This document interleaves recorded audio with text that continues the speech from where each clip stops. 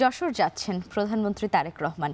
এই সফরে প্রধানমন্ত্রী উলাশী খালের পুনর্খনন এবং যশোর মেডিকেল কলেজের 500 শয্যার হাসপাতালের ভবন নির্মাণ উদ্বোধন করবেন তিনি। এ নিয়ে আরও জানাতে শহরের ঈদগাহ মাঠ থেকে যুক্ত হচ্ছেন রিপন হোসেন। রিপন, একটু জানতে চাই প্রধানমন্ত্রী কখন যশোর পৌঁছাবেন আর এছাড়া আর কি কর্মসূচি রয়েছে তার?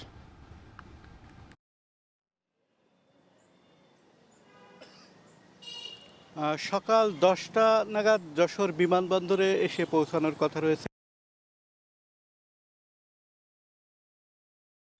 খনন করবেন, তারপরে সেখানে একটি সুধী সমাবেশ আছে, সেই সুধী সমাবেশে বক্তব্য রাখবেন। সেখান থেকে যশোর মেডিকেল কলেজে আসছেন, সেখানে 500 শয্যার যে হাসপাতালের ভবন নির্মাণ কাজ সেটির উদ্বোধন করবেন। এরপর সার্কিট হাউসে বিরতি দিবেন, তারপর যশোর সার্কিট হাউসে বিরতি দিবেন, তারপর যশোর পাবলিক লাইব্রেরি অর্থাৎ ইনস্টিটিউটে যাবেন, সেখানে পরিদর্শন করবেন। সর্বশেষ 3টার পরে অর্থাৎ 3:15-র দিকে যশোর যে ঈদগাহ মাঠ রয়েছে সেই ঈদগাহ মাঠে তিনি আসবেন, এখানে জনসভায় বক্তব্য রাখবেন, এমনটি আমরা জানতে পেরেছি। আমরা দেখেছি যে সকাল থেকে বিভিন্ন স্তরে পুলিশের যে নিরাপত্তা, বিভিন্ন গোয়েন্দা সংস্থার যে নিরাপত্তা সেটি রয়েছে। মাঠটি এখন পুরো বন্ধ রয়েছে, গেট বন্ধ রাখা রয়েছে।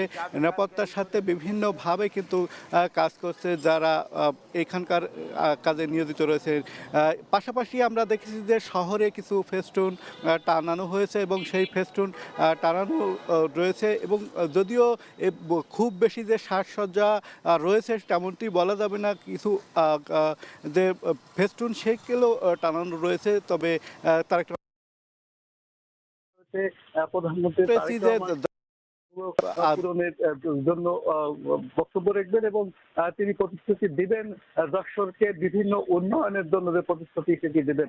যদিও বিদ্যুৎ জ্বালানি প্রতিমন্ত্রী অনিন্দ্য ইসলাম অমিত বলেছেন যে দক্ষিণ পশ্চিমাঞ্চলের জ্বালানি প্রতিমন্ত্রী অনিন্দ্য ইসলাম অমিত বলেছেন যে দক্ষিণ পশ্চিমাঞ্চলের যে উন্নয়নের জন্য তারেক রহমান আসছেন, বিভিন্ন প্রতিশ্রুতি দেবেন। এই অঞ্চলের যে অবকাঠামোগত উন্নয়ন, বিভিন্ন উন্নয়নের কথা বলছেন। যদিও যশোরবাসী কিছু দাবি রয়েছে, বিশেষ করে যশোরকে সিটি কর্পোরেশন ঘোষণা করা, যশোর যে বিমানবন্দর রয়েছে সেই বিমানবন্দরকে আধুনিক করা, যশোর যে এই সমস্ত দাবিগুলো কিন্তু রয়েছে। সব মিলে এই ছিল এখান থেকে আমার কাছে সর্বশেষ লাবিবা।